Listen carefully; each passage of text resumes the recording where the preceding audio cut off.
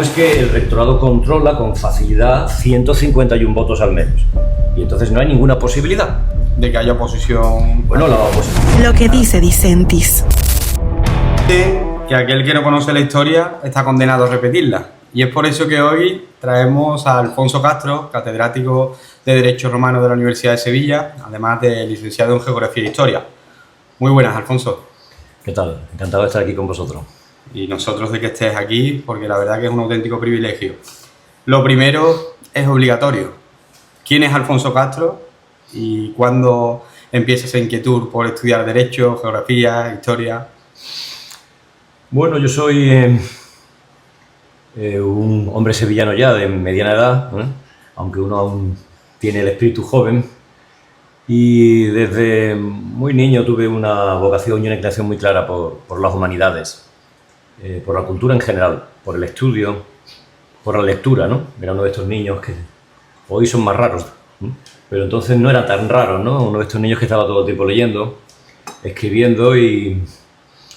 Bueno, ya cuando me fui acercando a la edad en la que tenía que elegir qué quería hacer con mi vida y en qué facultad iba a cursar estudios, bueno, pues decidí hacerlo en Derecho porque...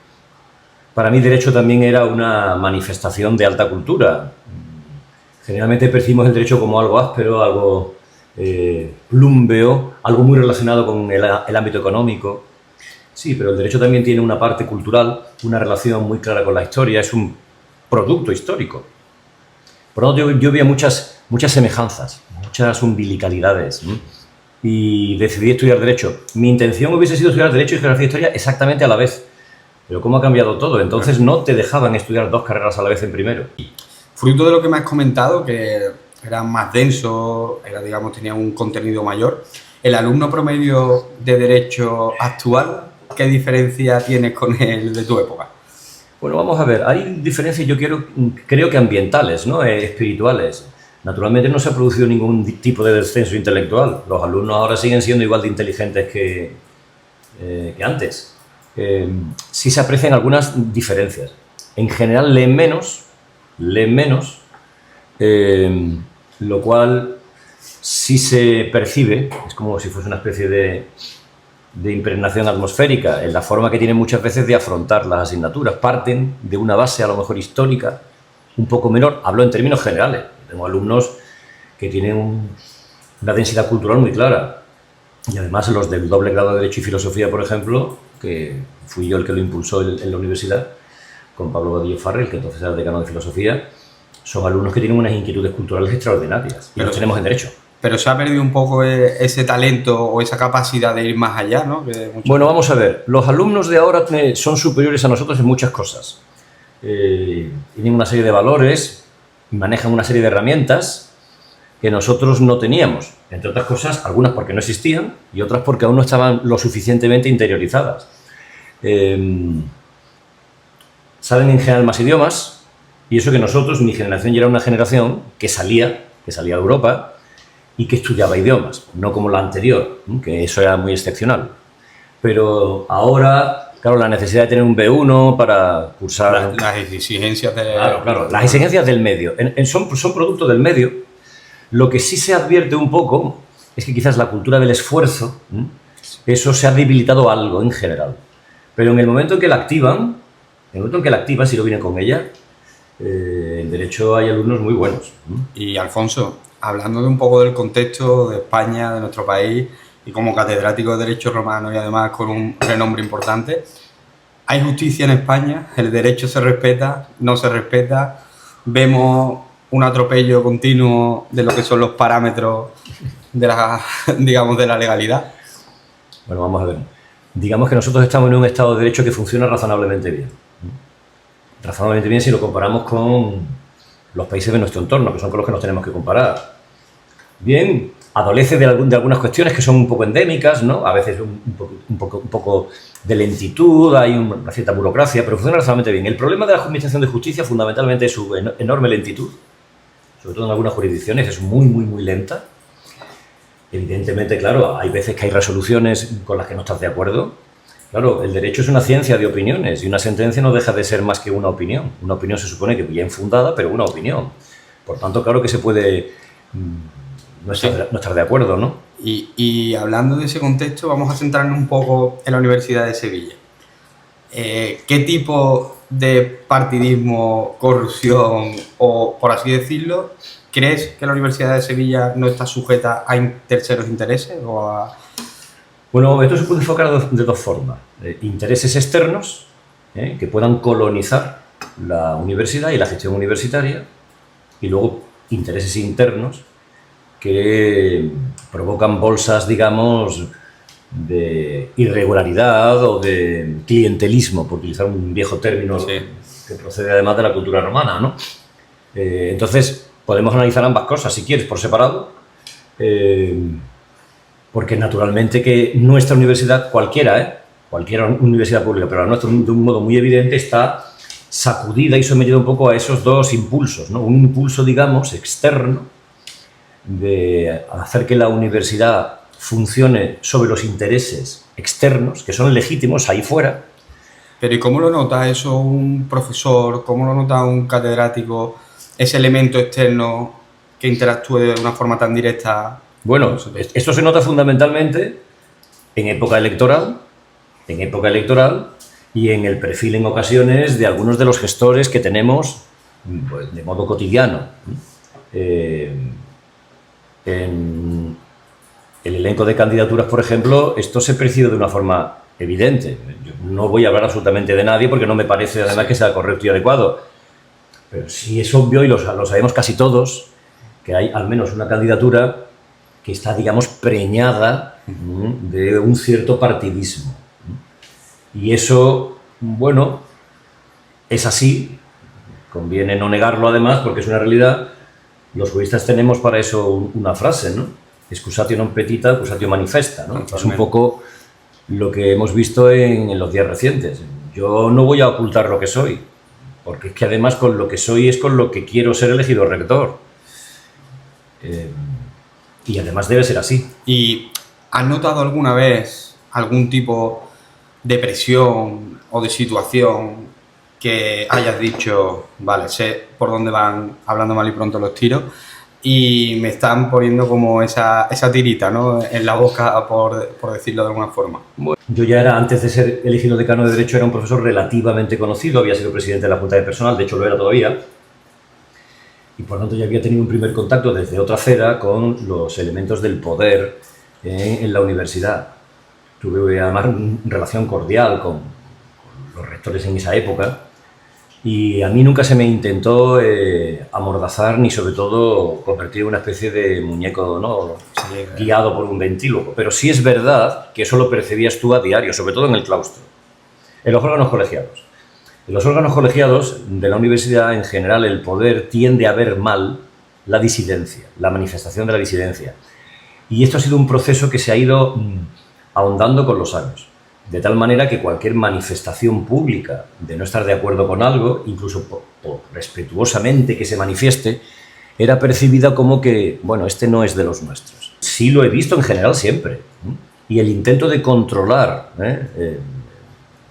el posible debate que se produzca... El mensaje que salga, ¿no?, de todos los foros. Sí, claro. En el claustro se interviene poco en contra de lo que es marcado por quien convoca el claustro, que es el rector. Entonces, los claustros duran mucho y interviene mucho la gente, pero rara vez para salirse, digamos, del guión. De la línea que está Es verdad que en los últimos tiempos, a medida que se iban acercando las elecciones, y sobre todo a medida que ya se percibió que el sufragio universal ponderado había venido aquí para quedarse, porque lo iba a imponer la ley... Además, Alfonso, perdona que te corte ahora, el sufragio universal ponderado, fuiste uno de los precursores, principales defensores de que se llevase a cabo. ¿Por qué lo ves tan importante, este sufragio universal ponderado? Bueno, el universal ponderado es un sistema que permite que participe cualquier persona que tenga una vinculación con la universidad. Como estudiantes, evidentemente son los más numerosos, como personal funcionario o con una vinculación permanente, estable, a tiempo completo, los profesores que tienen una vinculación a tiempo parcial, y el personal de gestión, administración y servicios de la universidad. Entonces pueden votar todos. En el claustro solamente pueden votar aquellos que han sido elegidos en las elecciones al claustro que se producen en cada uno de estos centros y en estos sectores. Por tanto, están llamados a votar ahora unas 70.000 personas y el rector actual fue elegido en una votación en la que solo podían participar 300. La diferencia es muy clara. En términos jurídicos estamos hablando que a nivel democrático sí que es cierto que es más amplio, ¿no? Sí, claro. No es que los defensores de la elección claustral defienden que es un sistema democrático y legítimo. Bien, es evidente que se potencia muchísimo más esas ideas, esos elementos, si se multiplica, potencialmente al menos, la posibilidad de que se participe y de que se elija el rector de forma directa. Te decía que hubo iniciativas en el claustro, fracasaron siempre. ¿Y por qué? ¿Por qué fracasaron? Hombre, porque no se reunieron el número de firmas suficientes. Había que firmar con nombre y apellidos. Y no todo el mundo en el claustro estaba por la labor de que su nombre y su apellido constasen en un documento que iba a ser muy mal recibido por el poder rectoral, con lo cual esas iniciativas nunca prosperaron. Entonces lo que hemos hablado con anterioridad es de forma indirecta ese poder que si te sales de él o de lo que se piensa desde el equipo no rectoral, pues tiene una serie de consecuencias. Hay un tipo de universitarios, esto es muy peculiar. Los universitarios son gente en general valiosa, son gente sensible, son gente que han dedicado la vida a estudiar, a cumplir un sueño, es decir, no hay muchos medios comparables con el medio universitario. Por eso yo me decidí, que me gustó tanto la universidad que decidí quedarme. Lo que ocurre que también el universitario muchas veces, bueno, pues vive en un cierto mundo de inseguridades. Y hay un universitario también un poco timorato, que tampoco quiere significarse. ¿Y esa inseguridad en qué se puede manifestar? O sea, a nivel de ejemplo. Es muy peculiar porque uno podría decir, bueno, entre los catedráticos no se producirá, porque los catedráticos ya están, digamos, en el último eslabón de la cadena, no tienen nada que temer. Bueno, también hay algún tipo de catedrático que siempre cree que le puede perjudicar significarse, pues porque piensa que no le van a conceder una ayuda, o que no le van a dar una distinción que ansía, o que no lo van a apoyar para conseguir un determinado cargo. Entonces, incluso, ¿no?, hablando ya de catedráticos, estas cosas se perciben, pero tú imagínate todos los demás. Es decir, tú imagínate la gente joven que está en situación precaria, claro, lógicamente les cuesta mucho más significarse, y hay gente muy valiente incluso en esos ámbitos que se significa. ¿Y crees que eso sigue existiendo en el rectorado actual? Quiero decir, ¿significarse sigue costando mucho? Hombre, por supuesto que cuesta mucho, lo único que pasa es que merece la pena hacerlo. Si no lo hubiésemos hecho, no estaríamos probablemente ahora con el sufragio universal ponderado. Voy a recordar cómo se consiguió el sufragio universal ponderado. No lo conseguimos por iniciativa claustral, porque nunca prosperaron. Hubo que esperar a un cambio, digamos, de espíritu en el gobierno. En el borrador del anteproyecto ya empieza a introducirse que al rector hay que elegirlo por sufragio universal ponderado. Y luego había una forma muy curiosa que se sugería, porque todavía no era un texto definitivo, de elección del decano, que lo elegía el rector de una terna propuesta por la Junta de Facultad. Es decir, era un texto todavía incipiente y se abrió un debate. Yo en aquella época me había manifestado muchísimo en público ya, en el claustro, donde fuese, en la prensa, como decano de Derecho, y antes incluso a favor de sufragio universal ponderado, en esa travesía del desierto que va desde esas iniciativas claustrales que fracasaron hasta el momento en que la ley orgánica es aprobada. Bien, entonces en esa época yo era presidente de la Conferencia de Decanas y Decanos de Derecho de España y conseguí muy fácilmente, además, porque no hubo una sola disidencia al respecto, que la conferencia, que aunaba todas las facultades de Derecho de las unidades públicas y privadas en España, rubricase una declaración a favor inequívocamente de que el sufragio universal ponderado fuese la fórmula para elegir rector. Y además que al decano no lo eligiese nunca el rector, sino que lo eligiese el centro de la forma que se estimase, bien por junta de facultad o bien por sufragio universal. Y dirían entonces que ya están aquí los de Derecho, ¿no?, dándonos un poco la tabarra. Y publiqué además un artículo en El Mundo, precisamente, sobre esto. Y con esa declaración nos fuimos al ministerio. Al ministerio que estaba en ese momento impulsando la ley. Me acuerdo que tuve allí conversaciones de nivel en la Secretaría General de Universidades con el secretario general y le pedimos que bajo ningún concepto el texto definitivo de la ley pudiese albergar ninguna duda de que el modo único de elegir rector era el de sufragio universal ponderado, porque desde la Universidad de Sevilla se pretendía que el texto finalmente aprobado dejase abierta la posibilidad, ya sabemos los juristas cómo funciona esto, una simple línea puede dar lugar a múltiples interpretaciones y a salidas, que no hubiese ninguna posibilidad se interpretase en porque la Universidad de Sevilla estaba constantemente presionando para ello. Te voy a contar una cosa que creo que te puede interesar. Hubo una sesión de claustro en el año 23. En esa sesión de claustro, el rector, lo recuerdo perfectamente, propuso que el claustro, no había mucha gente además ese día, los claustros se van desinflando con el tiempo, al principio acude todo el mundo y luego ya pues a cada vez acude menos gente. El rector propuso que el claustro formulase una declaración contra la LOSU, porque la LOSU era una mala ley que atacaba la autonomía universitaria.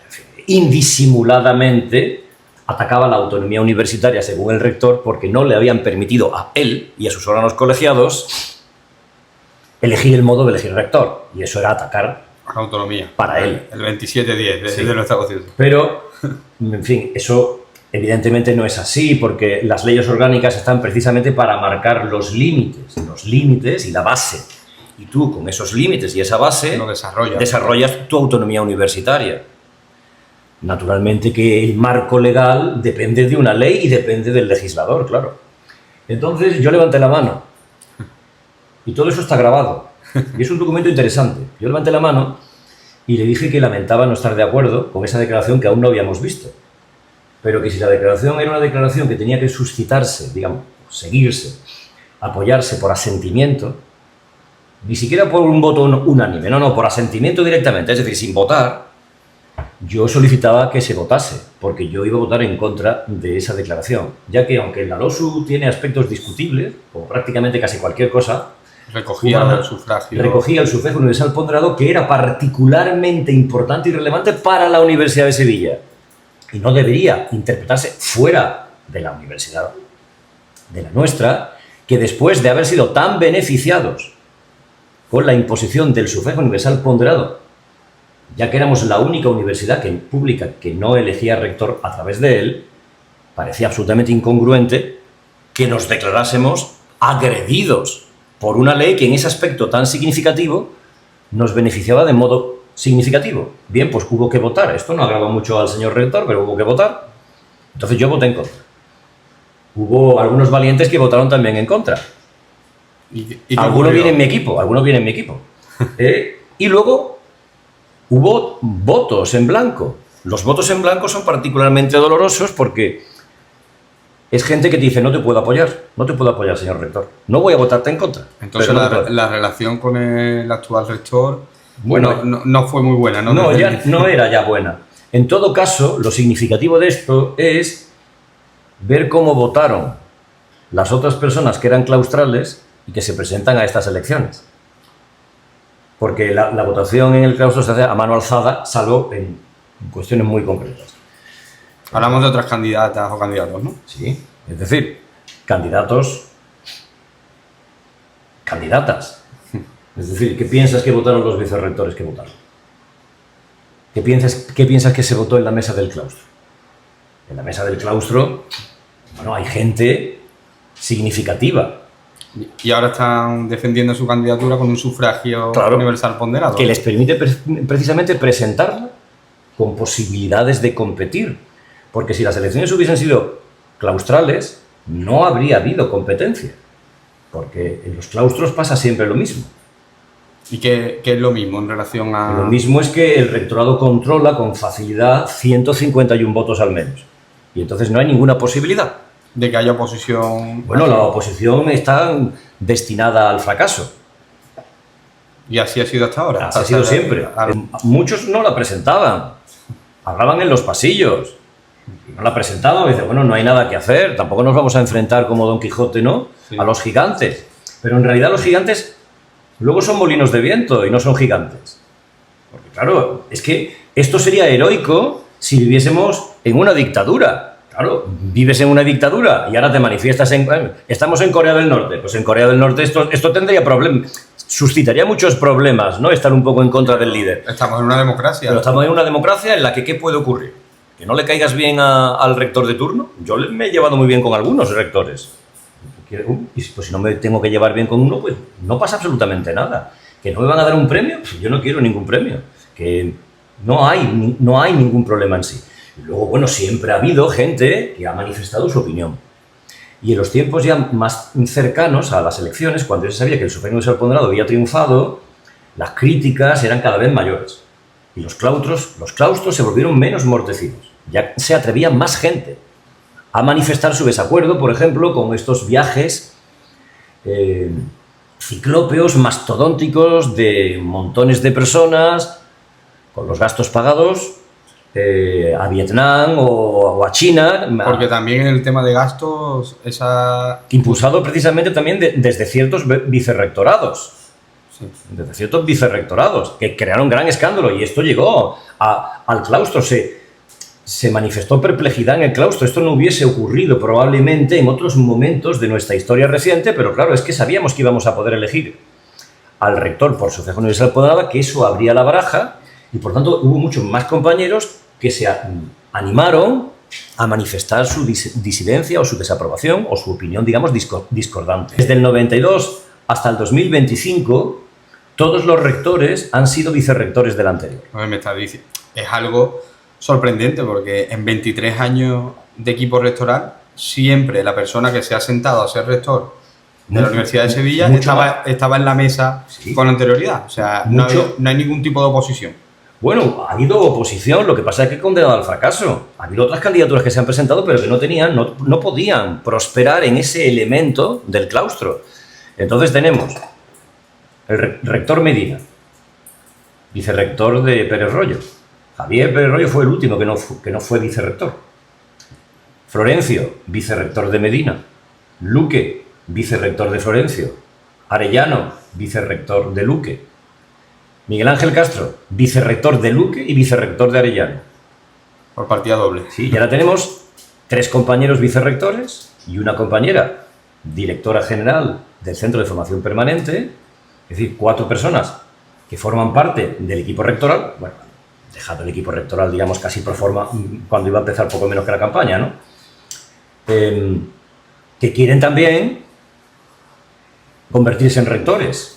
Entonces... Estaríamos hablando de 6 años más, claro, desde el 92 hasta el año 31. Entonces, estos 4 candidatos que me has dicho, que son candidatos y candidatas, seguiríamos con los pasos de los últimos 23 años. No, mucho más que 23. O sea, que si son elegidos, ¿no? Porque vienen del equipo, ¿no? Claro, pero que es desde el 92, yo no soy matemático, desde el 92 al 25 años de este siglo, más 8 años del siglo pasado.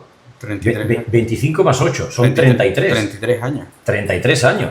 Es decir, que es que prácticamente no hay alumnos en la Universidad de Sevilla que puedan recordar. Bueno, claro, no, en fin.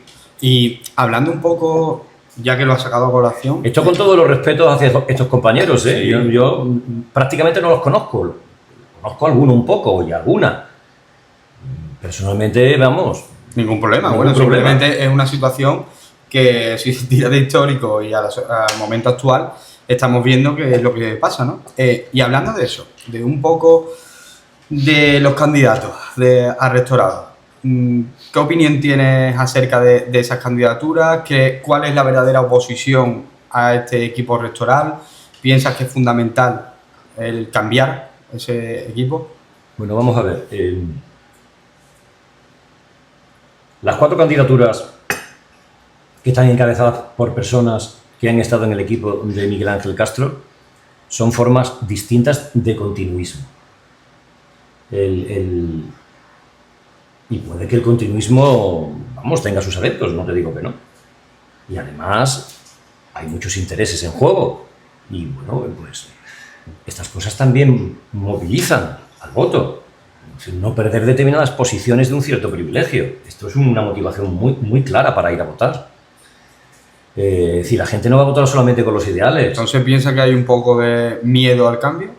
No, no, no, yo no creo que haya ningún miedo al cambio. Hay miedo al cambio por parte de aquellos a los que el cambio podría afectarles. En general no.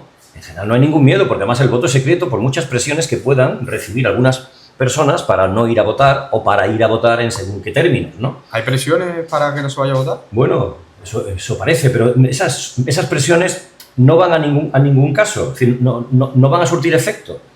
Porque si surten efecto, además, es porque la persona, digamos, a la que se le sugiere un determinado voto, cede ante una presión que no tiene forma de expresarse contundentemente en el sentido estricto, ya que el voto es secreto. ¿Y cuál es tu motivación, Alfonso, para presentarte? Porque nos has dibujado el statu quo de lo que hay en la Universidad de Sevilla. Pero ¿cuándo dice Alfonso, voy a dar un paso hacia adelante y esto hay que cambiarlo de verdad? Mira, vamos a ver, yo en los últimos años, yo dejé de ser decano en el año 23, ya había cumplido el ciclo de mis 2 mandatos, y entonces lo que quería era descansar. Bueno, yo seguí dando clase, no me pedí ningún año sabático porque me gusta mucho la universidad.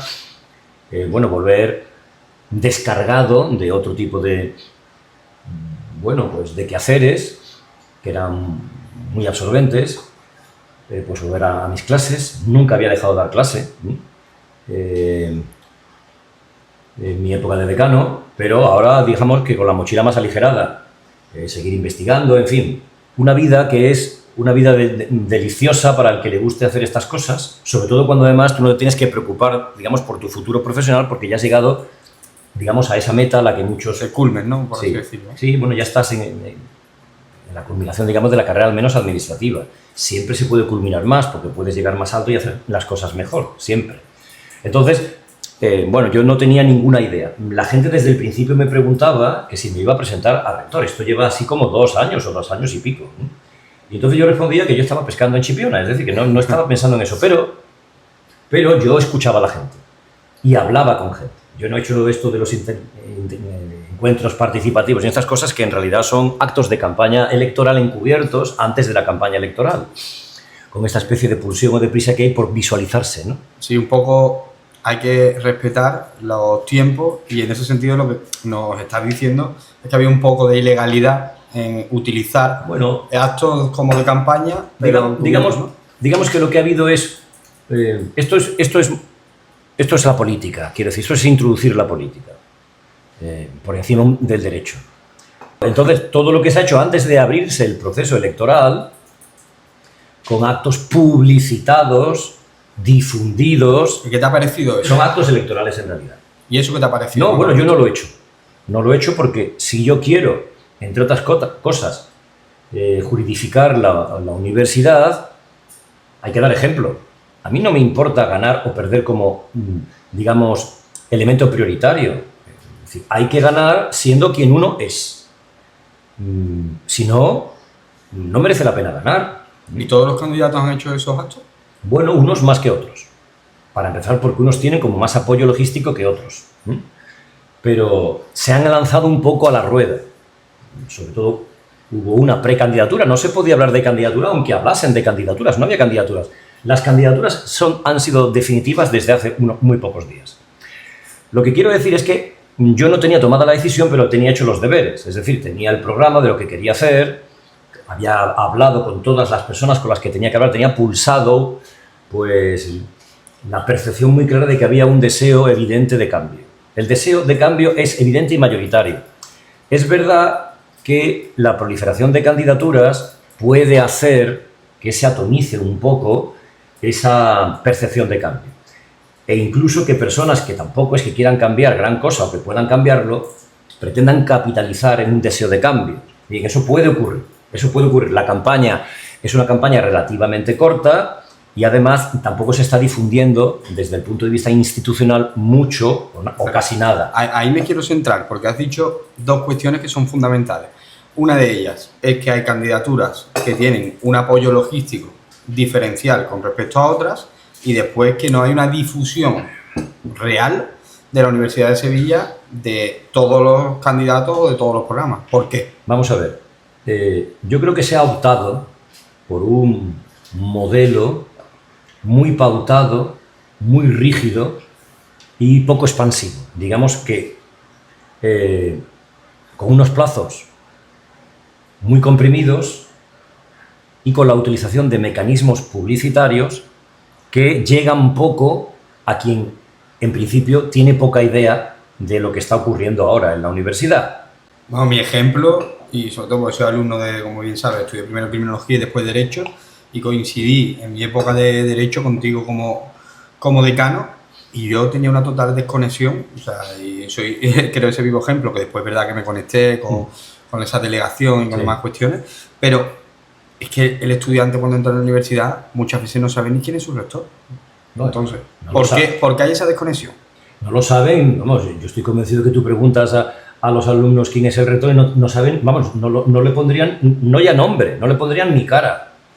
A lo mejor tampoco a sus decanos, depende. Si el decano a lo mejor es muy emblemático o es muy conocido, hay decanos que se echan a su centro en las espaldas, quiero decir, y todo el mundo sabe que ese es el decano o esa es la decana o el director o directora de la escuela. ¿Y eso es bueno para el modelo lineal que hemos hablado con anterioridad de seguir en el Hombre, poder? vamos a ver, eso favorece la continuidad de ese modelo, porque precisamente las personas que podrían propiciar más el cambio pueden estar primero fragmentadas por un número excesivo de candidaturas.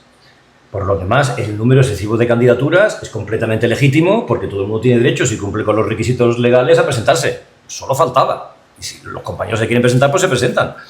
Bueno, no pasa nada también, porque también hay compañeros que no quieren recibir publicidad de las elecciones porque no quieren participar ni quieren que se les bombardee. También hay un cierto cansancio. Pero pertenecen a la comunidad universitaria, ¿no? Sí, pertenecen a la comunidad universitaria, pero exigen que no se les comunique nada relacionado con las elecciones. Una de las razones por las que yo me presenté, tomé la decisión finalmente de presentarme, lo tenía todo preparado por si me quería presentar, y las personas que vienen conmigo solamente estaban dispuestas a venir conmigo. De hecho, parte de mi candidatura recibió ofertas de otras precandidaturas antes de que yo diese el paso y rechazaron de candidaturas muy conocidas, De los principales... sí, ¿no? y que han tenido que optar, digamos, por otras personas, porque las que tenían pensadas les dijeron que no y vienen conmigo. ¿Por qué? Porque eran personas a las que solo les interesaba dar este paso si lo daba yo. En una suerte, digamos, de mutuo compromiso por intentar construir la universidad en la que yo creo que creemos la mayor parte de los universitarios. No sé si he respondido a tu... Sí, sobre todo, pero al final lo que subyace en la mente de todas las personas que tanto nos estén escuchando como a mí mismo, entonces la Universidad de Sevilla está politizada.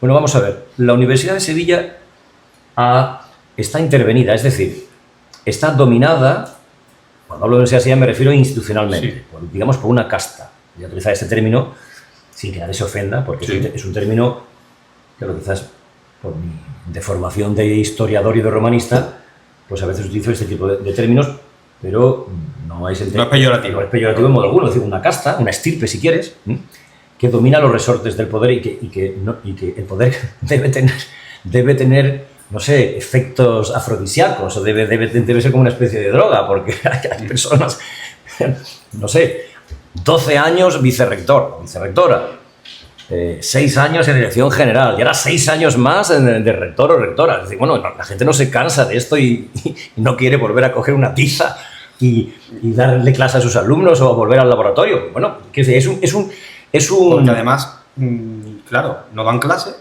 Mira, el otro día me pasó una cosa, no voy a mencionar por supuesto a la compañera que es, porque además le tengo afecto personal,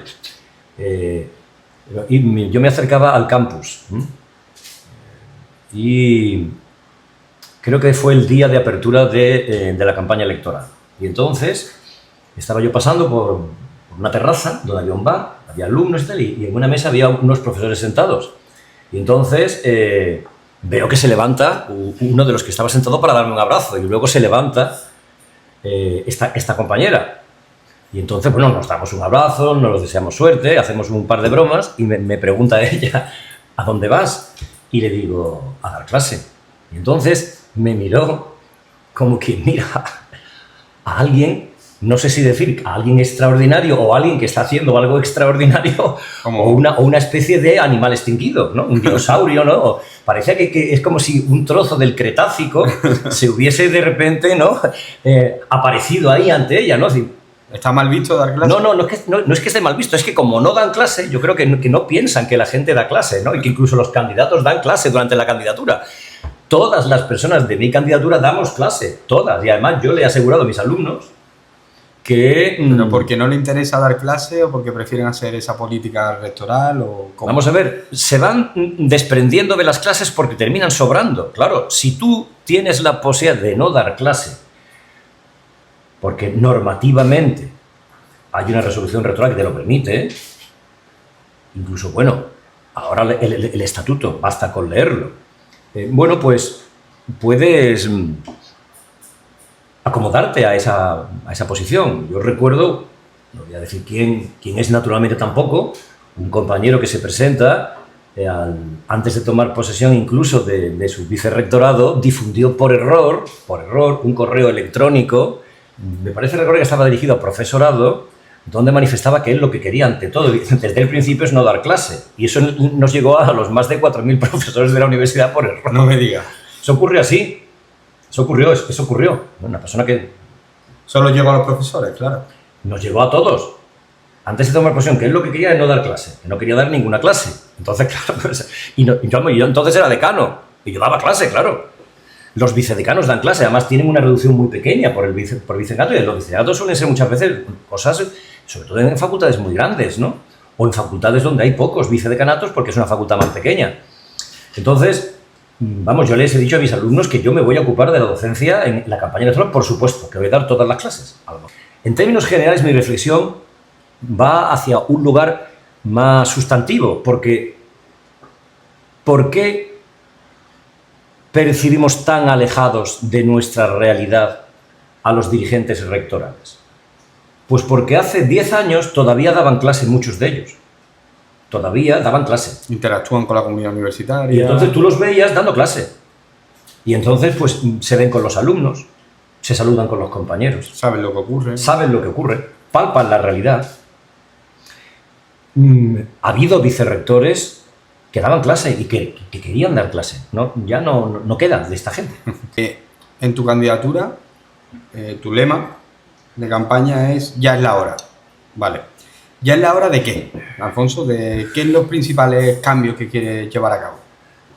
Ya es la hora porque tenemos sufragio universal ponderado y por tanto la hora ha llegado. Yo les deseo lo mejor a los compañeros que concurren y además sé el desgaste que se puede experimentar en campañas de este tipo si interiorizas el triunfo o no triunfo de tu candidatura de una forma medular. Yo soy un universitario y yo sé perfectamente lo que haría si no salgo. Seguiré haciendo exactamente lo que hago ahora, solo que sin esa responsabilidad tan enorme de ser elegido rector. Lo que pasa es que creo que ha llegado la hora del cambio, precisamente porque ha llegado la hora del sufragio universal ponderado. Sería triste, yo creo, para la Universidad de Sevilla apostar por una candidatura continuista. Por un continuismo apenas maquillado o por un continuismo, digamos, cool. Lo dice por las candidaturas que vienen del equipo, ¿no? Pienso que son candidaturas que incluso espiritualmente no pueden asumir el cambio, porque el futuro es aire, el futuro está ahí. ¿Cómo puedes tú prever lo que va a ocurrir en el futuro? Solo desde el pasado. Nosotros llevamos una tarjeta de visita que es nuestro pasado, que es nuestra ejecutoria. Yo he sido 10 años decano casi de Derecho y varios años presidente de los decanos de Derecho de España. Bien, yo tengo una ejecutoria en la gestión y luego tengo una ejecutoria como Alfonso Castro, como catedrático, como profesor. ¿Y te ha sorprendido 4 candidaturas distintas dentro del mismo equipo rectoral? Bueno, no me ha sorprendido del todo, Probablemente pueda haber una unión, ya se habla de eso. Ya se está hablando. Que descartado, sí, incluso un candidato lo ha manifestado ya en público en uno de sus actos, ¿no? No me ha sorprendido porque si las elecciones hubiesen sido claustrales, probablemente solamente se hubiese presentado una. Porque las elecciones claustrales concentran el voto de forma natural porque son muy pocos los votantes. Lo que hablamos antes de los 151 votos. Pero con sufragio universal ponderado se multiplica el abanico potencial. Además, los requisitos legales han sido interpretados después de que no pudiese presentarse un candidato, Manuel Marchena, que lideraba un ¿Y por qué un proyecto renovador. ¿Por qué no se pudo presentar? Bueno, porque no cumplía los requisitos del estatuto. Entonces, pues no se ha podido presentar. Ha sido, en ese sentido, bueno, pues una pena, ¿no? En todo caso, se han adelgazado muchísimo después de que hubiese una gran polémica y una gran controversia porque este compañero no pudiese presentar su candidatura, que tenía muy trabajada. Y se han rebajado tanto que prácticamente los requisitos de 4 años de gestión universitaria que se exigen son requisitos muy suaves. Es decir, aquí se presentan personas que han tenido muchos años en el vicerrectorado y personas que han tenido muchos años de decanato. Pero se presenta también una persona que ha tenido 4 años como experiencia, 4 años de secretaria de departamento. Es decir, gestión, sí, digamos que no tiene, suave. Gestión suave. Es lo que hablamos con anterioridad. Claro. Y de las propuestas de tu decálogo, he visualizado que una de ellas es relacionada con la investigación. Y eso es fundamental porque en la comunidad universitaria una de las principales críticas, de hecho, vamos, Ana, que vino en uno de los programas, se lo comenté de igual forma.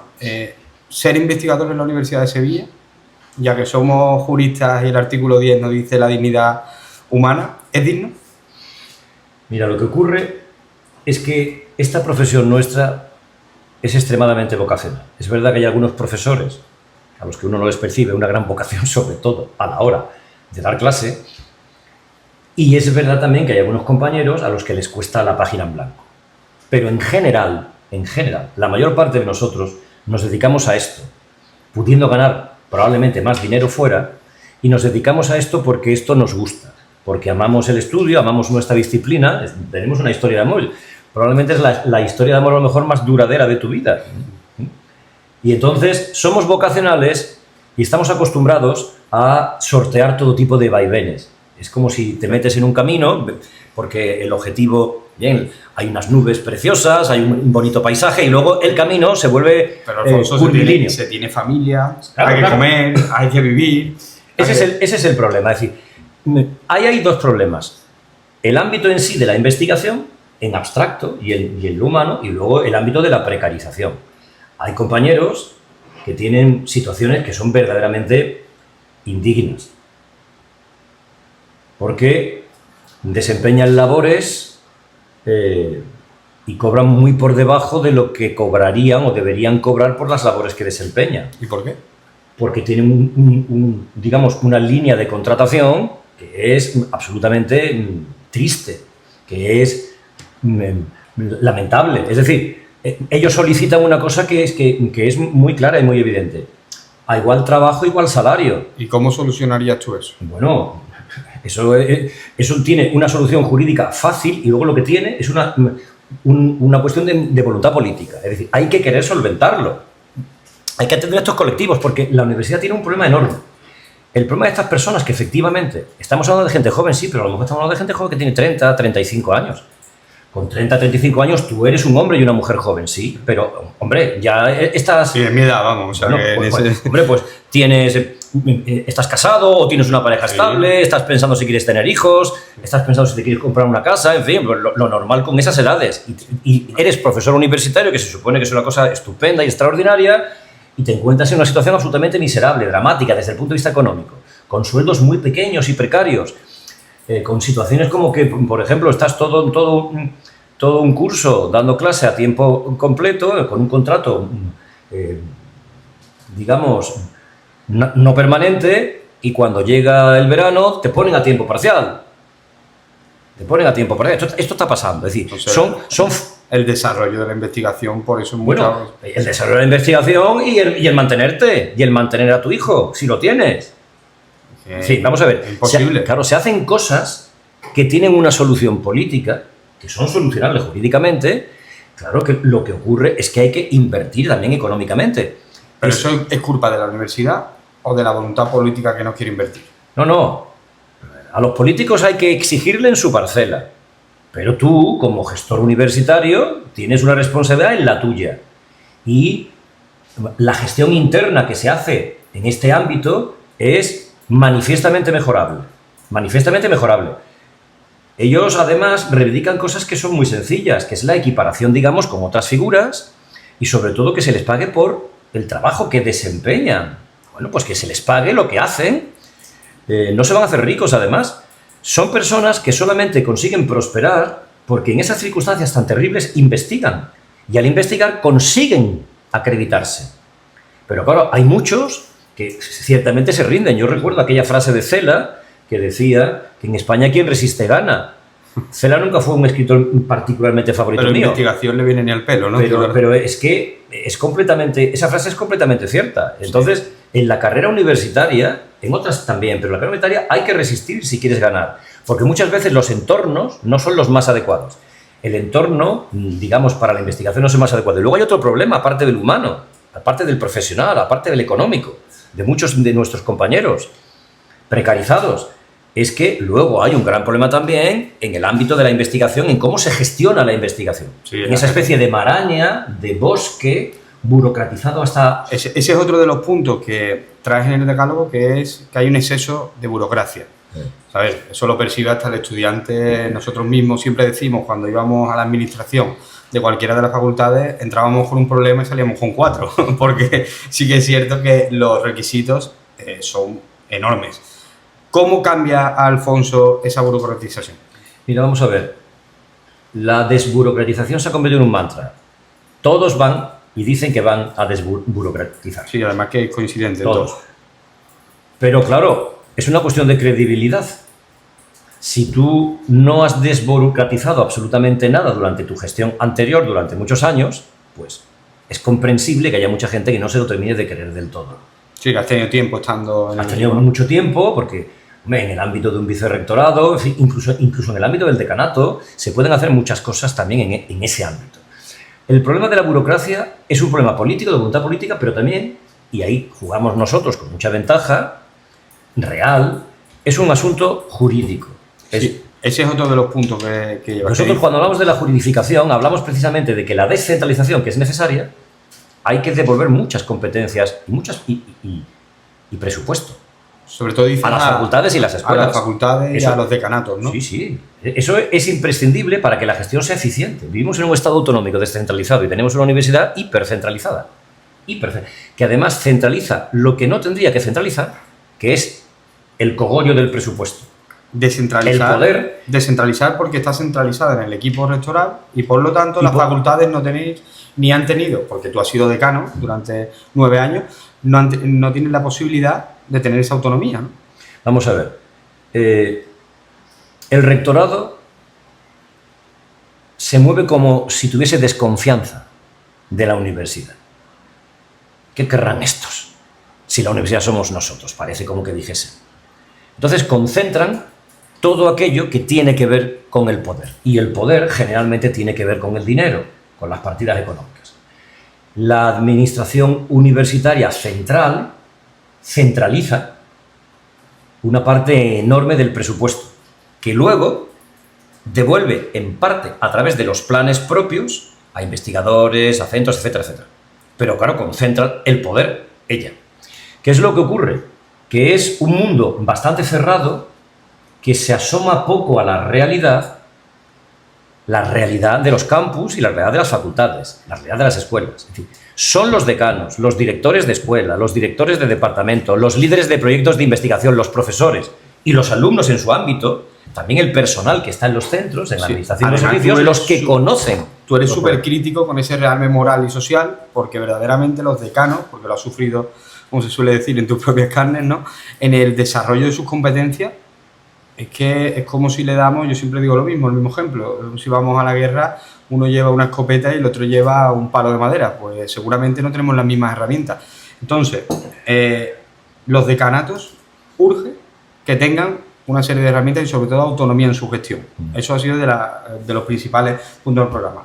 Y para terminar, Alfonso, hay 3 cuestiones muy claras. La primera una cosa que te quería decir... Sí, claro. Una cosa que quería decir es, el rectorado recentraliza y centraliza cosas que tenía que descentralizar. ¿Cómo qué? La gestión del presupuesto, por ejemplo.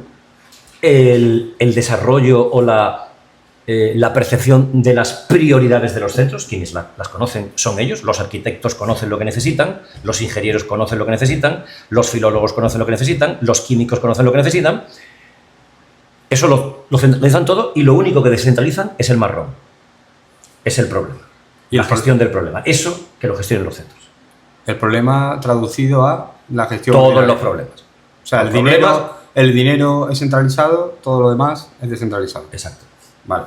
Y en relación a lo que, por terminar, que la verdad que podría estar aquí bastante más tiempo, como decano, ¿cuál ha sido la anécdota y el momento más complicado que has vivido? Bueno, sin duda, la pandemia. La pandemia. Sin duda. Eso fue un horror. Eso fue un horror para todo el mundo. Imagínate el horror para quien tenía que gestionar una facultad de miles de personas, donde aparece esto de pronto. Bueno, y a nivel jurídico que también ha sido discutido todo lo relativo al estado Tremendo. de alarma, que hemos hablado. Fue todo tremendo. Y además siendo presidente de los decanos y decanas de Derecho de España, porque te trasladaban todos esos problemas, en ocasiones mejor llevados en según qué universidades. La gestión la nuestra no fue particularmente, digamos, luminosa. Y claro, esa época fue realmente dura. Fue muy dura porque verdaderamente fuimos sometidos a unas presiones ambientales terribles, ¿no? Sí. Es decir, bueno, la gente enfermaba, la gente moría. Yo creo que había un responsable del COVID en cada centro. Muchos decanos casi que no querían serlo. Yo era el responsable de COVID de mi centro. Es decir, yo sabía cada vez que se ponía enfermo un alumno, un profesor. Y fue una época muy dura, que afortunadamente quedó atrás y que además salimos reforzados de ella, ¿no? Como facultad salimos muy reforzados. Sí, sobre todo a nivel social también, es lo que hemos dicho, que no lo vamos a repetir, todo lo que vivimos en esa época y que nos ha transformado como personas. Eso es tu parte más complicada como decano. ¿Y tu parte más complicada, o digamos, en esta labor actual de lo que hemos dicho de estos 2 últimos años, en lo que has visualizado una línea continuista de la Universidad de Sevilla y te encuentras un poco maniatado en relación del día a día, en lo que hay? O sea, ¿qué es lo que más impotencia te ha generado? Bueno, vamos a ver. Impotencia no es el término, porque si me hubiese sentido impotente no me hubiese presentado. Yo vivía muy bien. Y además había conseguido uno de mis objetivos vitales. Vamos, no lo había conseguido yo. En fin, haya sido una gota en el agua, pero bueno, aporté mi pequeño grano de arena como decano y como presidente de los decanos y decanas de España para que llegase el sufragio universal ponderado. Entonces, eso ya me había producido una gran satisfacción y la posibilidad, por tanto, de que se abriese el abanico y se pudiesen presentar candidaturas académicas, universitarias, despolitizadas. Entonces, lo que te ha motivado es ese sufragio universal. Sí, ¿no? Y luego que, bueno, las otras precandidaturas que se visualizaban desde hacía mucho tiempo y que han terminado convirtiéndose en candidaturas, no terminaban de convencerme como universitario, ni a mí ni a mis entornos en la universidad. Es decir, no sabíamos muy bien a qué votar, porque las candidaturas continuistas pues no nos suscitaban entusiasmo, vamos a decirlo así. Y las candidaturas politizadas o partidistas tampoco nos suscitan ningún tipo de entusiasmo, porque es absolutamente imprescindible reacademizar la universidad. ¿Hay candidaturas que están politizadas? Bueno, es evidente. Y luego también, por lo demás, estamos hablando de que aquí es necesario liderar proyectos de cambio duradero, y para liderar un proyecto de cambio duradero hay que ir acompañado de gente que quiera cambiar las cosas y que sepa cómo hacerlo, que es lo que ocurre con la gente que me acompaña a mí en el equipo, y sobre todo hay que tener el tiempo para hacerlo. Son 6 años. Lo del tiempo, ¿a qué te refieres con lo de los 6 años? Evidentemente no es lo mismo una candidatura que pueda, en caso de conseguir el apoyo mayoritario del electorado, que pueda liderar el proceso de cambio durante 6 años, que una candidatura que no pueda hacerlo y que tengamos que volver a elecciones dentro de 3 años. Pero lo dices por la edad, imagino, ¿no? Sí, digo por la edad. Es decir, con 67 años se está en plenitud de facultades, por descontado, intelectuales hoy en día. Vamos, por descontado, sí, pero es que si tomas posesión, pongamos en enero, y tienes los equipos disponibles en febrero o marzo, más o menos por hacer una especie de cálculo, ¿no? Porque habrá una propuesta la Junta de Rector Sí. en noviembre, estamos hablando de que, No puede cumplir el mandato. bueno, es que hay algún compañero que cumpliría 68 años ese año en que sería rector en caso de ganar las elecciones. Estamos hablando de un bienio. Es decir, no se pueden cambiar las cosas y tampoco es buena cosa, que estemos de elecciones todo el tiempo. Sí, no, totalmente. Hay que darle una estabilidad a la comunidad Exacto. universitaria que se lleva demandando en ese aspecto. Y por último, ya terminamos, importante, porque todos los que te conocemos sabemos que es un tema que es la adaptación total. Las redes sociales, ¿qué papel desempeñan para Alfonso Castro? Bueno, yo no tengo redes sociales.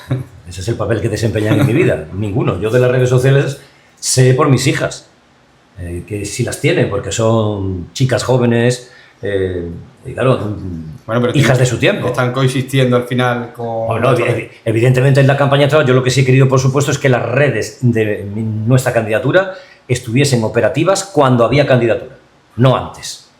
Y entonces, bueno, pues ahí están funcionando No hablamos y funcionan muy bien. Me dices redes, pero ya por terminar, para que quede el elemento visual, ha sido el único candidato que un día antes del cierre del plazo, mediante una portada de un diario muy famoso, en este caso de ABC, ¿no? Sales en la portada. ¿Cómo se te ocurre hacer eso? La portada se le ocurrió al periódico. Yo lo único que hice fue conceder una entrevista a una periodista que llevaba muchísimo tiempo pidiéndomela.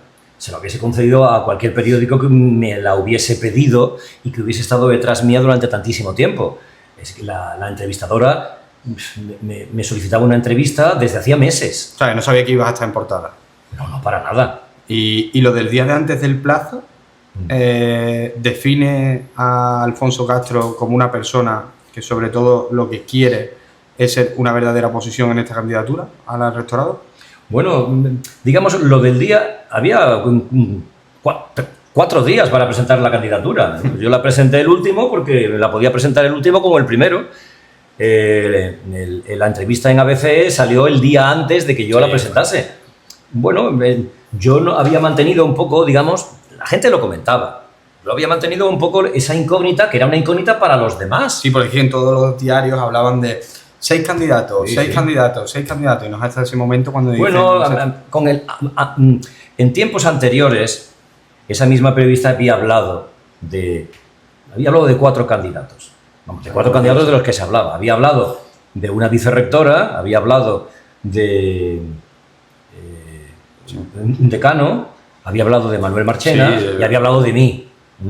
Bueno, de esos 4, 3 nos hemos presentado. Quien no ha podido porque se le ha impedido ha sido el profesor Marchena. Entonces, se hablaba desde hacía mucho tiempo. Lo que ocurre es que yo no había manifestado nunca que fuese a presentarme. Hasta que lo manifesté, pero se especulaba y estaba estaba un poco en toda la ciudad. La gente estaba un poco pendiente de esto. Sí.